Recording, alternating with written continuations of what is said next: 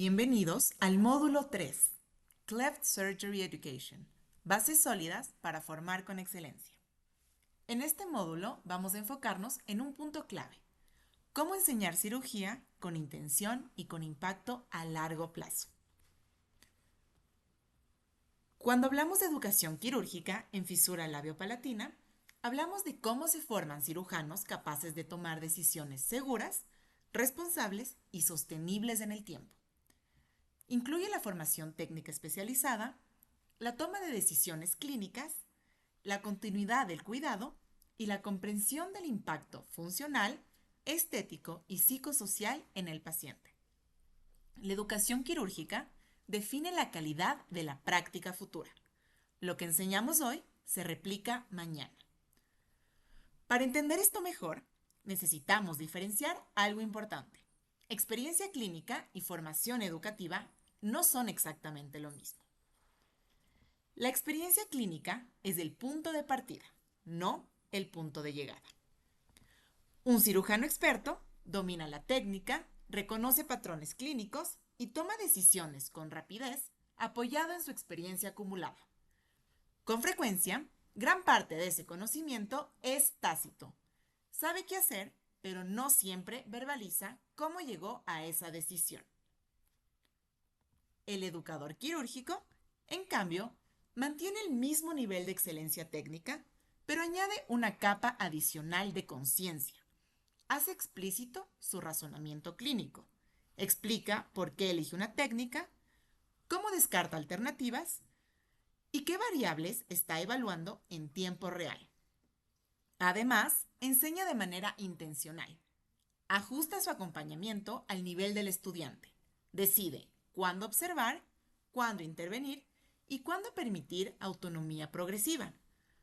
Y no solo observa el resultado quirúrgico, observa también el proceso de aprendizaje del estudiante. Identifica cómo está pensando, cómo está resolviendo, dónde duda. Y acompaña ese proceso con retroalimentación clara y oportuna. Esta diferencia es fundamental, porque cuando el cirujano asume el rol de educador, el quirófano deja de ser únicamente un espacio de ejecución y se convierte en un espacio estructurado de aprendizaje. Cuando hablamos del quirófano como espacio de aprendizaje, estamos reconociendo que el conocimiento no se construye únicamente en aulas o sesiones teóricas. Se construye en el contexto real de la práctica quirúrgica. El aprendizaje situado implica que el conocimiento se desarrolla en el mismo entorno donde será aplicado.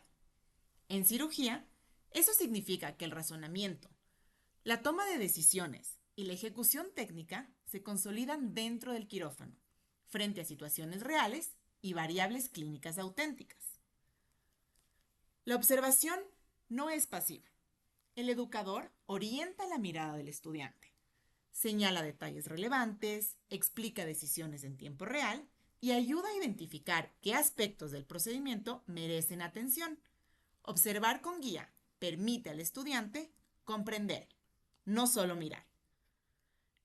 El estudiante no pasa de observador a ejecutor completo de manera abrupta. Su participación aumenta gradualmente, en función de su desempeño y del contexto del caso. Esta progresión permite desarrollar confianza, coordinación y criterio clínico de manera estructurada. En el quirófano, muchas decisiones ocurren en segundos. Cuando el educador verbaliza su razonamiento mientras actúa, convierte cada momento en una oportunidad formativa. Explicar durante la acción permite que el aprendiz entienda qué se está evaluando, qué riesgos se están considerando y cómo se priorizan decisiones. Si entendemos el quirófano como un espacio formativo, entonces cada decisión dentro de él también es una decisión pedagógica. No solo decidimos qué técnica usar, también decidimos quién la ejecuta, en qué momento y bajo qué nivel de supervisión. Y aquí aparece una pregunta central en la formación quirúrgica. ¿Cuánta autonomía otorgar al estudiante durante el procedimiento? La autonomía no se otorga de manera automática. Tampoco se basa únicamente en el tiempo de entrenamiento. Es una decisión que el educador toma en tiempo real, considerando el contexto clínico y el nivel del estudiante. ¿Cómo decidir cuánta autonomía dar?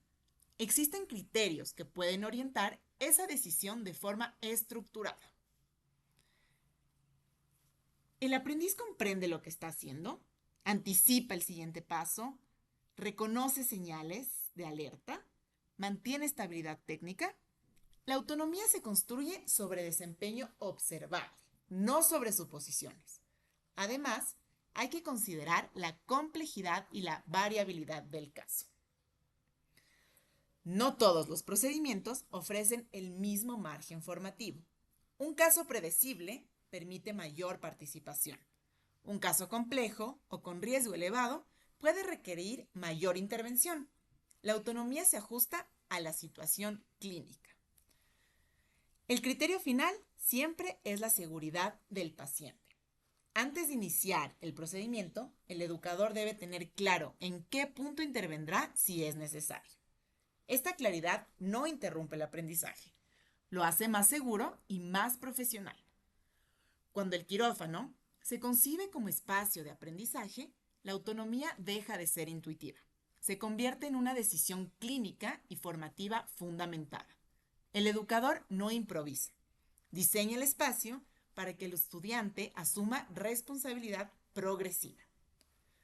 Y para que esa progresión sea efectiva, el estudiante necesita algo más que oportunidades.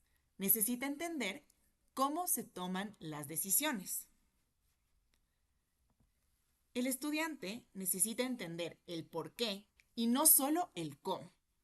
Enseñar solo la técnica implica explicar qué hacer, cómo hacerlo y en qué secuencia. Eso es necesario, pero no es suficiente para desarrollar criterio. En cambio, enseñar el razonamiento quirúrgico implica hacer visible el proceso mental del cirujano. Significa explicar por qué se elige una técnica específica, qué factores influyen en esa decisión y cómo se evalúan alternativas posibles. También implica anticipar escenarios y complicaciones. El educador comparte cómo evalúa riesgos, cómo se prepara ante posibles dificultades y qué señales observa durante el procedimiento.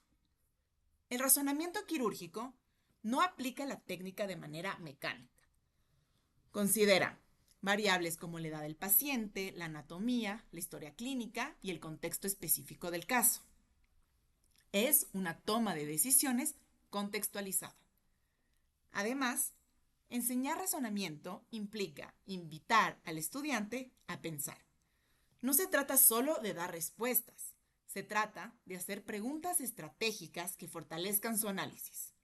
Por ejemplo, ¿qué alternativas considerarías aquí?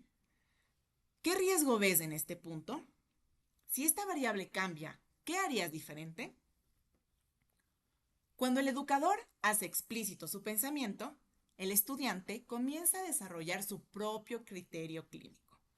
La técnica se puede memorizar, el razonamiento se construye.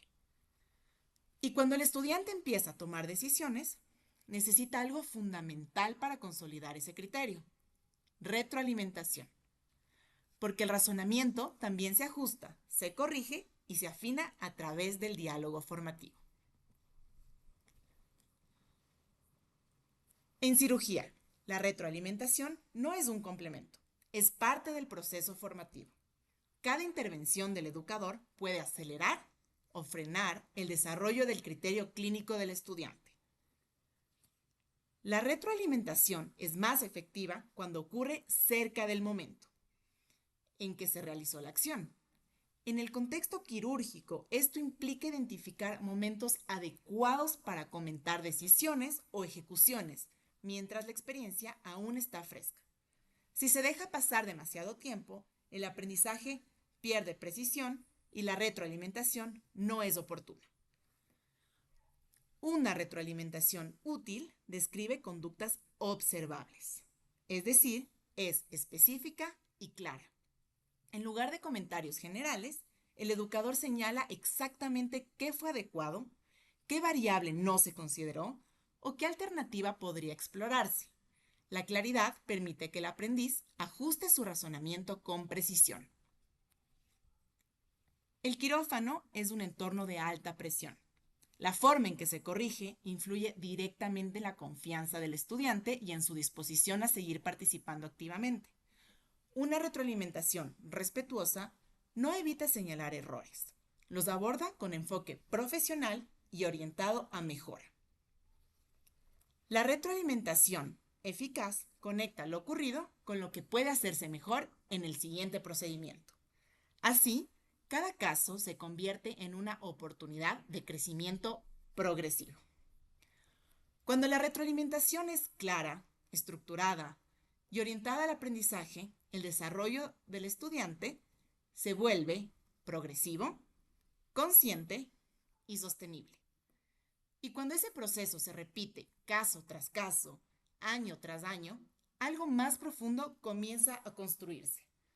No solo mejora el desempeño individual del aprendiz, se consolida una forma de practicar la cirugía. La forma en que enseñamos hoy influye directamente en la calidad de la cirugía del futuro. Cada decisión formativa, cuánta autonomía otorgar, cómo explicar el razonamiento, cómo ofrecer retroalimentación, modela la práctica que el aprendiz reproducirá más adelante. La excelencia clínica no depende únicamente del talento individual.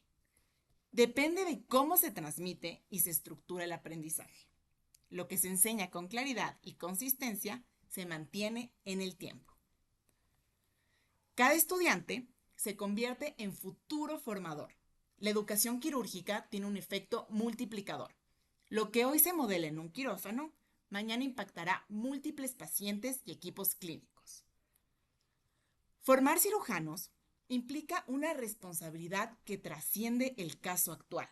El educador influye en decisiones clínicas que ocurrirán en contextos que nunca verá. Esa es la dimensión ética de la educación quirúrgica. Formar con excelencia implica asumir que cada interacción formativa deja una huella. Educar bien es una forma de cuidar el futuro de la práctica quirúrgica.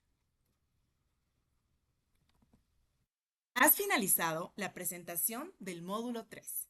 Ahora debes realizar la actividad de refuerzo del módulo 3.